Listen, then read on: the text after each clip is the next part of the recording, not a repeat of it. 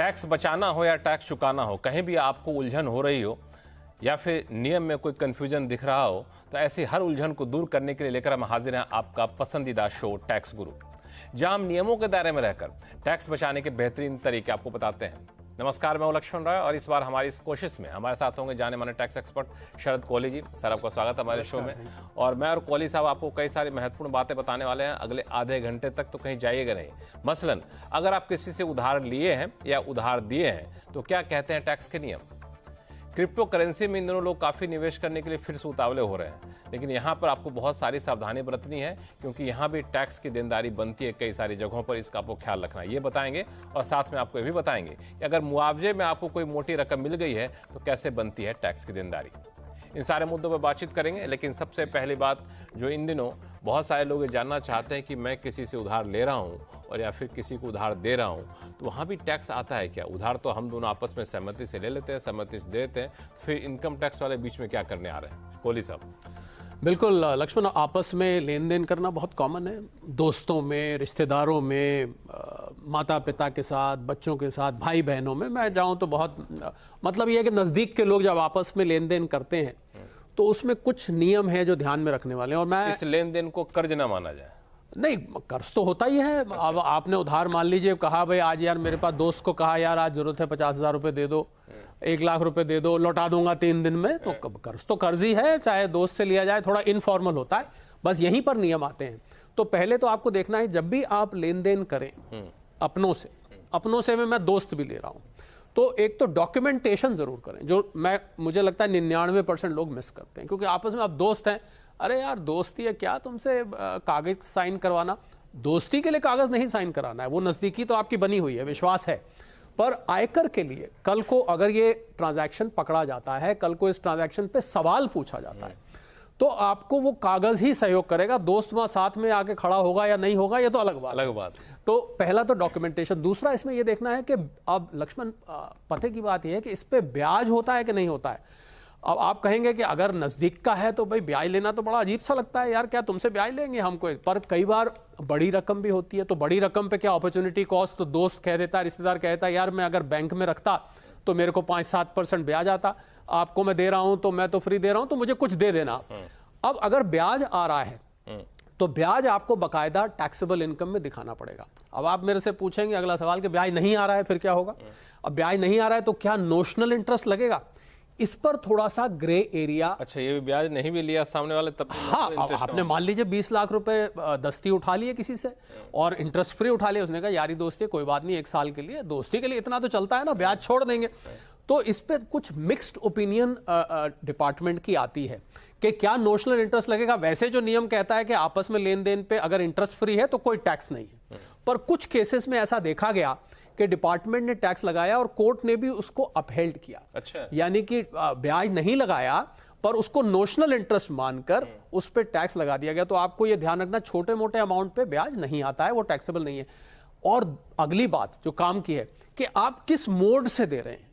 आप कैश दे रहे हैं तो साहब 20,000 रुपए की एक लक्ष्मण रेखा है, उस लक्ष्मण रेखा को 20,000 के पार मत करिएगा। अगर आप 20,000 से ऊपर आपस में लेन देन कर लेते हैं तो आयकर में एक सेक्शन 269 SS और T है, वो कहता है आपने मान लीजिए 50,000 कैश लिया तो 50,000 ही उस पर जुर्माना लग जाएगा सीधा 100%, जितना आपने एक तरीके से अनअकाउंटेड मनी माना जाएगा। बिल्कुल, बट 269 SS यही कहता है अगर आपने, तो एक तो आप बैंकिंग मोड से उधार लें, दूसरा उसकी देखिए लोन जब माना जाता है लक्ष्मण, अगर वो वापस कभी किया जाए तो। अब आपने तो लोन दे दिया, दोस्त को लोन दिया और दे के आप भूल गए तो वो गिफ्ट बन जाएगा, क्योंकि आपने तो, और गिफ्ट की आपको पता है दोस्तों के साथ सीमा जो है वो 50,000 रुपए की है। तो यानी कि 50,000 से ऊपर अगर आपने लोन दिया है और वो कभी वापस आने वाला नहीं है तो फिर वो जिसने लोन लिया है उसकी वो इनकम बन जाएगा। तो मुझे लग रहा है कि ये चीजें अगर आप ध्यान में रखेंगे तो आपको कभी भी, क्योंकि होता क्या है कि लोन आज लिया और 2 साल 3 साल बाद वो याद आती है बात, तो हम आज ये बात कर रहे हैं आपको, तो आप इसको पल्ले से बांध लेंगे अगर, तो मुझे लगता है कभी भी गलती नहीं। अब मैं आपसे 3 चीजें मैं इसमें रख रहा हूँ, जो आपने कहा उसको मैं थोड़ा समराइज कर रहा हूँ, आप बताइए गलत है कि सही। पहली बात कि आप ये उधार ले किससे रहे हैं, ये आपको देखना है। अगर ब्लड रिलेशन में है या फिर इनकम टैक्स के नियम के मुताबिक रिश्तेदारों से ले रहे हैं, जैसे बहन से ले रहे हैं, बहनों से ले रहे हैं, माता पिता से ले रहे हैं, तो वो कितनी भी रकम ले उसकी कोई सीमा नहीं है, उसमें कहीं टैक्स की देनदारी आपकी नहीं आती। जी। क्लियर है? जी। अब इसमें भी आपको कैश नहीं लेना है, कैश नहीं, कैश नहीं, 20,000 तक 20,000 तक कैश लेना। आपको 20,000 से ऊपर लेना है तो ऑनलाइन ट्रांजैक्शन करना। बिल्कुल, बैंक। लेकिन नाते रिश्तेदार से अगर हम उधार लेते हैं तो क्या वहां भी डॉक्यूमेंटेशन की जरूरत है? बिल्कुल, डॉक्यूमेंटेशन तो मुझे लगता है लक्ष्मण सभी लेन देन में करना। ठीक है। अब मैं आपसे ये पूछ रहा हूँ कि मान लिया हमने बैंक से ट्रांजैक्शन किया, नाते रिश्तेदार को से लिया या दिया, तो वहाँ पे कहता है रिमार्क्स लिखा हुआ आता है, वहाँ पर रिमार्क्स में लिख दिए कि एज ए गिफ्ट, तो क्या वो डॉक्यूमेंटेशन का पार्ट माना जाएगा? अगर आपने लिया उधार है और वहां गिफ्ट लिख दिया है तो फिर तो कॉन्ट्रडिक्ट कर गया। नहीं, अगर मैंने गिफ्ट लिया है या गिफ्ट ही लिख दिया, या फिर उधार लिया उधार ही लिख दिया, हाँ तो फिर ठीक है, फिर आपके पास एक एडिशनल एविडेंस बन गया कि बैंक लेते टाइम भी हमने बताया था कि ये लोन ही था। हाँ। अब एक सवाल और कि मैं जब ITR फाइल करने जाऊंगा तो क्या हमसे पूछ सकता है, जो आपके आमना सामना वाला फॉर्म वगैरह होता है कि भाई ये 2 लाख रुपए दिख रहे हैं आपके खाते में, लक्ष्मण राय के किसी भाई ने किसी ने दिया है, तो वो पैसे आए किस बात के? हाँ, ये आमना सामना में नहीं, वैसे ये AIS में, आईना इसे समझिए में दिख सकता है। अगर दिख रहा है, वैसे ये वो SFT में नहीं आता है, पर मान लीजिए दिख रहा है तो आप बताएंगे कि ये मैंने अपने इस दोस्त से पैसा लिया है, हालांकि ये उसमें नहीं, AIS में ये ट्रांजैक्शन कवर नहीं होते, पर मान लीजिए दिख भी रहा है तो आप बताएंगे कि मैंने दोस्त से लिया, ये मेरे पास लोन एग्रीमेंट इसका रखा हुआ है और इस बैंक अकाउंट में मेरे पास ये पैसा आया है, इतने साल के लिए लोन लिया है, इस पे ब्याज है या नहीं है, ये सारी चीजें आपको बतानी पड़ेंगी। अच्छा, वो उधार कब मेरी इनकम मानी जाएगी, कब तक न लौटाएं तो? हाँ, ये बड़ा मजेदार सवाल आपने पूछा है कि मैंने उधार दिया दोस्ती में, 2 साल के लिए, 3 साल बीत गए, 4 साल बीत गए, अगर तो आपने डॉक्यूमेंटेशन किया हुआ है और डॉक्यूमेंटेशन लिखा हुआ है कि ये 3 साल का था और अब 3 साल से ऊपर बीत चुके हैं, तो 3 साल के ऊपर बीतते ही और आपने वापस नहीं किया और उसने कोई कोशिश भी नहीं की मांगने की, तो फिर ये इनकम मान लिया जाएगा। इनकम मान लिया। तो इसीलिए कागजी कार्रवाई मैंने आपको कहा कि बहुत जरूरी है। बिना कागजी कार्रवाई के तो लक्ष्मण ये पता ही नहीं लगेगा कि मैंने गिफ्ट दिया है कि लोन दिया है। ये तो मियाँ बीवी राजी तो क्या करेगा काजी, आपने कह दिया, मैंने कह दिया, तो मुझे लग रहा है डॉक्यूमेंट्री सपोर्ट जो है बहुत ही इंपॉर्टेंट हो जाती है। तो ये बहुत इंपॉर्टेंट यहाँ पे हो जाता है। एक चीज़ और, जो नाते रिश्तेदार नहीं है उनसे जब हम लोग लेते हैं पैसे, अगर वो इंटरेस्ट चार्ज कर रहे होते हैं तो उसका क्या प्रावधान है? क्या हम कहीं डिडक्शन क्लेम कर सकते हैं? जी हाँ, बहुत रेलेवेंट आपने सवाल पूछा है, मैं इस पे आने ही वाला था। 2 किस्म के लोन आपने अगर ब्याज दिया है तो आप क्लेम कर सकते हैं। एक तो एजुकेशन लोन सेक्शन 80E आपको याद होता है, जिसमें आप एजुकेशन लोन का इंटरेस्ट। दूसरा मजेदार बात है कि आप हाउसिंग लोन के लिए, मतलब घर बनाने के लिए अगर दोस्त से पैसा ले रहे हैं और उस पर आप ब्याज दे रहे हैं, तो बाकायदा सेक्शन 24 में ओल्ड रजीम में आप उसको क्लेम कर सकते हैं। न्यू में नहीं। न्यू में तो आपको पता है वो हटी तो गया। ये सारी चीज़ें हैं जो अगर पैसे उधार ले रहे हैं, दे रहे हैं, तो इन सब चीज़ों का ख्याल रखिएगा। बहुत ही पते की बात है, आमतौर पे हम लोग इसको इग्नोर कर देते हैं, लेकिन अब चूंकि टेक्नोलॉजी का ज़माना है, सारा कुछ रिकॉर्डेड होता है, तो ध्यान रखेंगे तो आराम से रहेंगे, कोई टेंशन होगा नहीं। इस बीच कई सारे कॉलर हमारे साथ जुड़ रहे हैं। चलते हैं नागपुर, सबसे पहले चलते हैं पंकज सिन्हा साहब जुड़ चुके हैं। पंकज जी नमस्कार। नमस्कार लक्ष्मण जी, मैं सीनियर सिटीजन हूँ और मुझे बैंक और पेंशन से इनकम है। किसी तरह की बिजनेस इनकम नहीं होने के कारण एडवांस टैक्स से एग्जेम्प्टेड हूँ। तो इस साल का जो मेरा बैलेंस टैक्स बनता है वो 2 लाख से ऊपर है। ITR की डेट 15 सितंबर बढ़ा दी गई है, तो क्या ये मैं 2 लाख रुपए की सेल्फ असेसमेंट टैक्स मैं सितंबर में दे सकता हूँ? मुझे कोई इंटरेस्ट देना पड़ेगा क्या, सेक्शन 234 या कुछ? क्योंकि 2021-22 में इसी परिस्थिति में हमें 1 लाख से ऊपर वालों को कुछ इंटरेस्ट देना पड़ा था, इसलिए ये सवाल पूछ रहा हूँ। लक्ष्मण, मैं सिन्हा साहब की तारीफ करना चाहूँगा क्योंकि इनको वो जो कोविड के टाइम का प्रोविज़न वो भी याद है, तब भी याद होगा आपको डेट बढ़ी थी और ये डेट भी बढ़ी है सिन्हा साहब। पर उसमें और इसमें थोड़ा फ़र्क आ गया है। फ़र्क ये कि ये जो डेट बढ़ी है ये डिपार्टमेंट ने स्वतः बढ़ाई है, अपनी मर्जी से बढ़ाई है। तो इसका जो हमारा इंटरप्रिटेशन ये कहता है कि अगर आप 15 सितंबर तक भी टैक्स जमा करेंगे तो उस पर कोई ब्याज नहीं लगेगा। ये सेक्शन 234A के अंतर्गत आप पूछ रहे हैं, आपने बिल्कुल ठीक कहा। 234B और C के अंतर्गत जो एडवांस टैक्स, उसमें तो आप सीनियर सिटीजन हैं तो आप वैसे ही माफ हैं। 234A वाला भी, क्योंकि डिपार्टमेंट ने खुद ये डेट बढ़ाई है, तो अगर आप डेट रिटर्न फाइल करने तक सेल्फ असेसमेंट टैक्स को बोलते हैं, अगर आप जमा कराएंगे तो आपके ऊपर कोई ब्याज नहीं लगेगा। तो आप पे ना तो एडवांस टैक्स का लक्ष्मण इनके ऊपर और ना ही सेल्फ असेसमेंट टैक्स का। बिल्कुल सिन्हा साहब, पर मैं बहुत ही तारीफ करूंगा। हमारे, मुझे लगता है लक्ष्मण, हमारे जो टैक्स गुरु के दर्शक हैं वो बड़े वो अवेयर इतना अवेयर हो गए हैं और इतना एजुकेट हो गए हैं कि वो बारीकी, ये बहुत बारीक बात है जो इन्होंने पूछ, 234 ABC अच्छे कंफ्यूज हो जाते हैं इसमें। जी चलिए सिन्हा साहब, बहुत बहुत धन्यवाद। ये सवाल आपने पूछा, लेकिन कई सारे दर्शकों को आपके इस सवाल से काफ़ी लोगों को फ़ायदा हो रहा होगा। एक सवाल हमारे पास आया है कोहली साहब औरंगाबाद से, अरविंद गोपाल महेंद्रकर का। दरअसल ये जनरल इंश्योरेंस कंपनी के एक एजेंट हैं और ये लोगों से प्रीमियम इकट्ठा करते हैं और प्रीमियम का ऑनलाइन लेते हैं और फिर उसको इंश्योरेंस कंपनी को जमा करते हैं। अब इनकी टेंशन ये है कि साल भर में कुल ट्रांजैक्शन करीब 75 लाख रुपए हो जाती है, तो इनके ऊपर भी कोई टैक्स देनदारी बनती है क्या? अरविंद जी देखिए, लक्ष्मण, एक कॉन्सेप्ट होता है, मैं आज बताता हूँ, ये नई चीज है, कभी इसका जिक्र नहीं आया। इसको बोलते हैं CTA। CTA हम कहते हैं क्लाइंट ट्रस्ट अकाउंट। तो ऐसे में क्या करना चाहिए, अरविंद जी को एक अलग से क्लाइंट ट्रस्ट अकाउंट खोलना चाहिए, शायद हो सकता है उन्होंने खोल रखा हो। तो जो प्रीमियम आ रहा है वो आपकी इनकम नहीं है, वो इनकम तो इंश्योरेंस कंपनी की है। आपकी इनकम तो अरविंद जी वो है जो कि उस पर कमीशन आ रही है। आपने तो टोटल ब्याज 75 लाख आपने जिक्र किया, तो आपको जो कमीशन आ रही है वो आपकी इनकम है।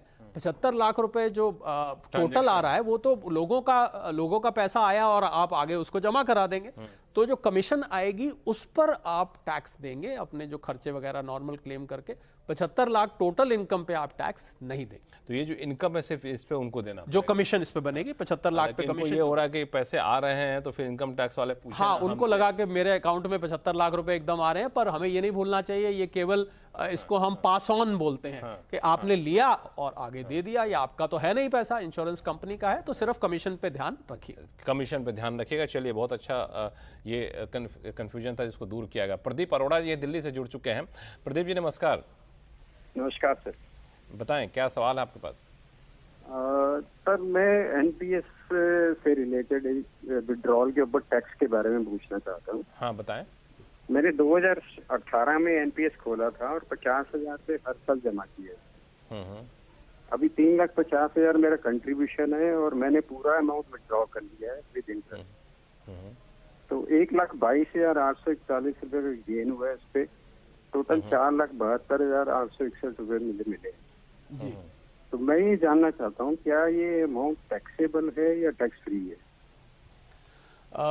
अरोड़ा साहब देखिए, एक जो प्रोविजन कहता है इनकम टैक्स का, वो ये कहता है कि अगर आप 5 लाख रुपए तक का टोटल में से 100% विड्रॉल करते हैं, यानी कि 100% विड्रॉल अप टू 5 लाख, तो पूरी तरह से माफ है। और मान लीजिए 5 लाख से ऊपर होता, लक्ष्मण, ये शायद इनकी जानकारी के लिए बाकी दर्शकों के काम की बात हो, तो 5 लाख से ऊपर का कॉर्पस अगर हो गया है तो फिर आप केवल 60% तक विड्रॉ कर सकते हैं। तो बाकी का 40% की आप या तो एन्युटी ले लीजिए।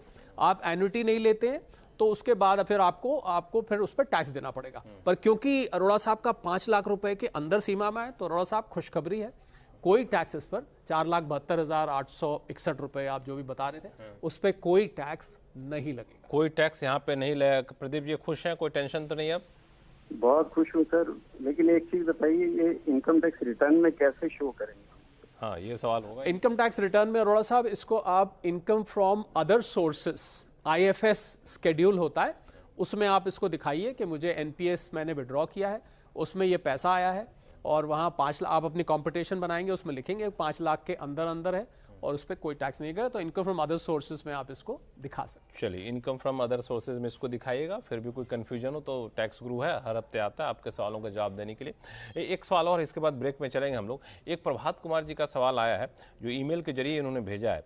दरअसल इनके साथ एक दुर्घटना हुई जिसमें इनके परिवार के 3 सदस्यों की दुखद मृत्यु हो गई है। 2020 की बात है। उसके बाद ये रोड एक्सीडेंट था, तो उन्होंने मोटर व्हीकल इंश्योरेंस एक्ट के तहत क्लेम किया और इनको ये मुआवजा मिला जून 2024 में।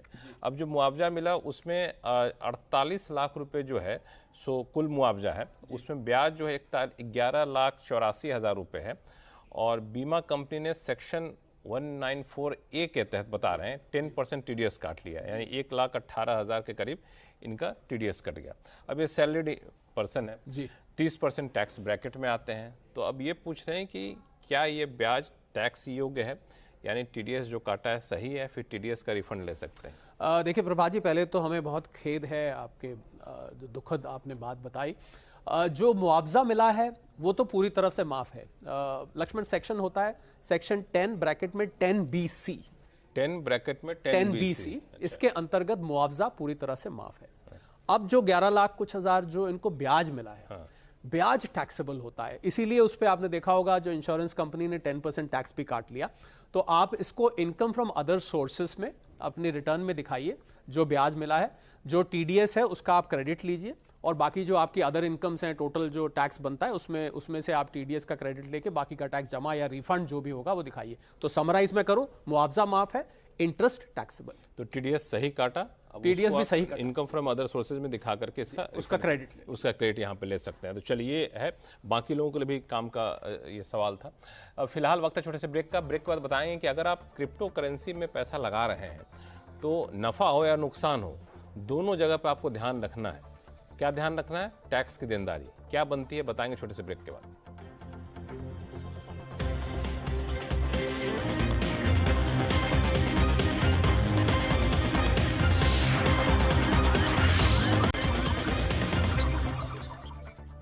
ब्रेक के बाद एक बार फिर से आपका स्वागत है। आप देख रहे हैं टैक्स गुरु, और हमारे साथ आपके सवालों का जवाब देने के लिए जाने माने टैक्स एक्सपर्ट शरद कोहली साहब। कोहली साहब, लोगों के सवाल नहीं, उससे पहले इन दिनों फिर से क्रिप्टो करेंसी को लेकर लोगों का आकर्षण बढ़ता जा रहा है। जब से ट्रम्प साहब आए, लोग बड़े पैसे उसे लगाना शुरू कर दिए हैं। तो मैं समझना चाहता हूँ कि जो लोग क्रिप्टो में पैसे लगा रहे हैं वो सिर्फ मुनाफे पर ध्यान दें कि टैक्स पर भी थोड़ा ध्यान देना चाहिए उनको? नहीं, टैक्स पे ध्यान, वर्चुअल डिजिटल एसेट कैटेगरी में आपको पता लगा है क्रिप्टो आ रहा है। आपने ठीक कहा, जब से ट्रम्प साहब आए हैं लोगों को कुछ एक को मुनाफा वगैरह भी देखने को मिला, पहले तो घाटा हो रहा था। 30% सीधा टैक्स है। जब मैं सीधा बोलता हूं, ये ध्यान से सुनना चाहिए। ना तो बेसिक एग्जेम्पशन लक्ष्मण काउंट होगी, यानी कि वो जो 2.5 लाख 3 लाख 4 लाख कुछ नहीं काउंट होगा इसमें, ना ही 12 लाख भी नहीं होगा, ना 12 लाख भी नहीं होगा, ना ही टैक्स ब्रैकेट काउंट होंगे, यानी कि 5%, 10%, 15%, कुछ नहीं, सीधा 30%। यानी कि अगर आपको 1 लाख का मुनाफा हुआ, 30,000 रुपए शराफत से सीधा जमा करा दीजिए। कोई और इस पर ना आप कोई खर्चा क्लेम कर सकते हैं, ना ही आप इसको सेट ऑफ कर सकते हैं, ना ही इसको आप कैरी फॉरवर्ड कर सकते हैं। तो ये कुछ चीज़ें मैंने बताई। अब जो मुद्दा जो आज जिस वजह से आज इसको उठाया आपने, इसका मेन मुद्दा लक्ष्मण ये है कि इनकम टैक्स डिपार्टमेंट ने बहुत सख्ती शुरू कर दी है, क्योंकि लोग आपका जो क्रिप्टो वॉलेट्स होते हैं उसके थ्रू ये ट्रांजैक्शन होता है। तो अगर एक्सचेंज से डेटा निकाल कर डिपार्टमेंट ने नोटिस भेजने शुरू किए हैं। 1% TDS तो है ही है, उस TDS का तो आप क्रेडिट ले सकते हैं अपने देते टाइम पर। डिपार्टमेंट ने इसको बहुत क्लोजली इन ट्रांजैक्शंस को वॉच करना शुरू कर दिया है। तो मेरी हिदायत सभी हमारे दर्शकों को, टैक्स पेयर्स को ये है कि अगर आप क्रिप्टो में डील कर रहे हैं तो इसको किसी भी तरह से ये ना समझें कि ये भला कौन देख रहा है, भला ये कैसे पता लगेगा, भला ये किसको पता लगेगा। क्योंकि डिपार्टमेंट ने टेक्नोलॉजी को, लक्ष्मण, टेक्नोलॉजी की काटना टेक्नोलॉजी होती है, तो टेक्नोलॉजी के जरिए डिपार्टमेंट ने आपके जो वॉलेट्स हैं, ट्रांजैक्शन है, वो पता लगाने को, हैरान मत होइएगा अगर 2 साल बाद भी आपका वो चुपचाप किया हुआ ट्रांजैक्शन वो एकदम से नोटिस आ जाए। तो 30% सीधा टैक्स बिना सेट ऑफ, बिना कैरी फॉरवर्ड, बिना खर्चों के देना है। पहली बात तो ये कि दर्शकों को समझ लेना चाहिए कि अब कोई ट्रांजैक्शन चुपचाप हो ही नहीं सकता। हाँ, चुपचाप जहां तो वो डिजिटल हुआ तो पूरी दुनिया को पता चल जाए। जी। अब ये कब पता चले, कैसे पता चले, और इनकम टैक्स विभाग इन सब चीज़ों में बड़ा खर्चा कर रहा है कि भाई डिजिटली कैसे हम चीज़ों को ट्रैक कर सकें।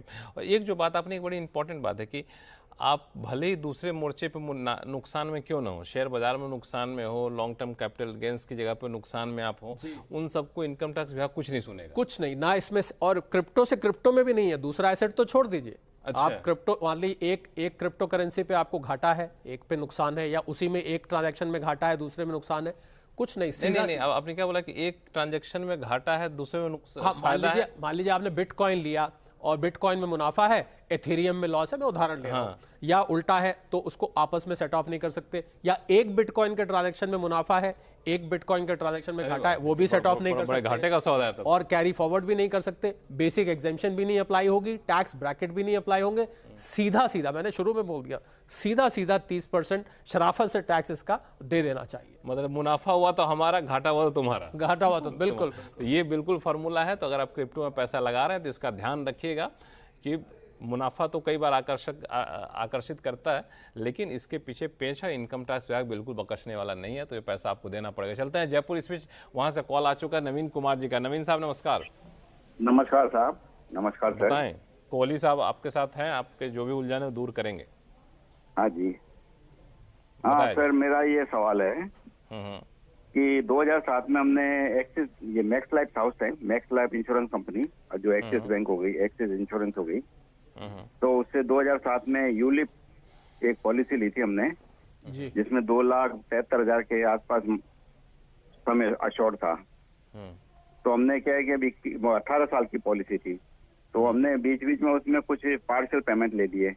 जी तो अभी 2025 में, फरवरी 2025 में जब इसका पेमेंट हुआ, मैच्योर हुई, जी तो उन्होंने जो हमें पेमेंट किया, तो उसमें क्या है कि जो हमारे को इनकम हुई थी, जी मतलब मैच्योरिटी अमाउंट माइनस जो हमने प्रीमियम पे किया, जी उसके ऊपर 2% टैक्स काट के हमें पेमेंट कर दिया। जी तो मेरा ये सवाल था कि मैं जानना चाह रहा था कि सर इसके ऊपर मतलब हमारी क्या टैक्स लाइबिलिटी है? इसमें नवीन जी देखिए, जो मैं एक यूनिफॉर्म रूल बताता हूँ लक्ष्मण, क्योंकि बहुत सारे लोगों को ये इंश्योरेंस से जो पैसा आता है उस पर कंफ्यूजन रहता है। तो यूनिफॉर्म, अगर इंश्योरेंस कंपनी ने टैक्स काटा है तो इंश्योरेंस कंपनी जो एग्जेम्पशन होती है वो सेक्शन 1010D में होती है। तो इसका मतलब है कि 1010D में आपकी ये पॉलिसी एलिजिबल नहीं है। आपको पता होगा 2012 से पहले और 2012 के बाद 20% होता था पहले, अब 10% ऑफ द सम अश्योर्ड अगर इसको वायलेट करता है तो फिर उस पर टैक्सेबल हो जाता है। तो ये यूलिप की पॉलिसी जो है नवीन जी, ये टैक्सेबल है। तो जो टैक्स काटा है उन्होंने ठीक काटा है। आप क्या करिए कि आप अपना जो इनकम फ्रॉम अदर सोर्सेस है उसमें दिखाइए, जो टीडीएस है उसका क्रेडिट लीजिए और आपको इसको अपनी टैक्सेबल इनकम में दिखाना पड़ेगा। यूलिप की जो मैच्योरिटी है वो टैक्सेबल है, वो 1010D के एग्जेम्पशन के अंतर्गत नहीं आती है। कोई कंफ्यूजन नवीन जी? मैं मेरे मतलब जो ये जो टैक्स रेट जो लगेगी, टैक्स रेट मतलब जो मेरा स्लैब अभी में आ रहा है उसके अंदर लगेगा पैसा?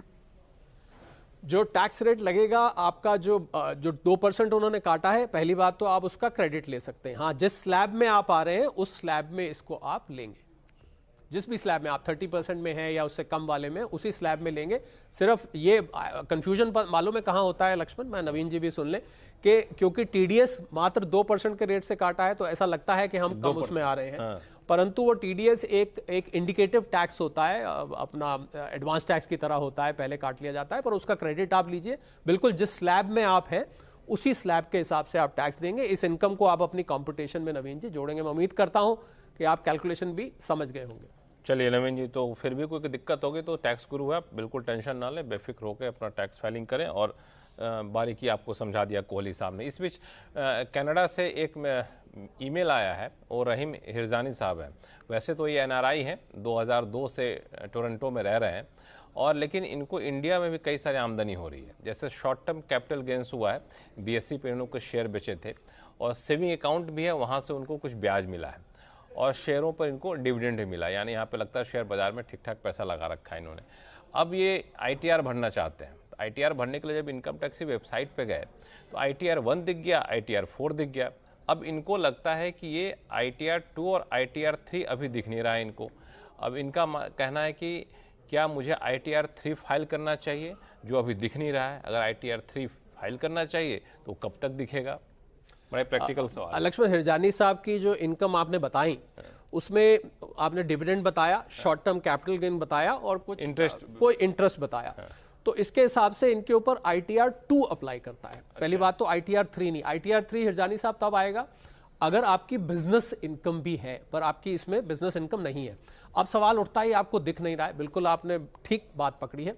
इसकी यूटिलिटी अभी अपलोड नहीं हुई है, यूटिलिटी अभी दिखनी नहीं शुरू हुई है। फॉर्म्स तो रिलीज हो गए थे, अप्रैल में ही हो गए थे, आपको पता होगा, अप्रैल के आखिर में।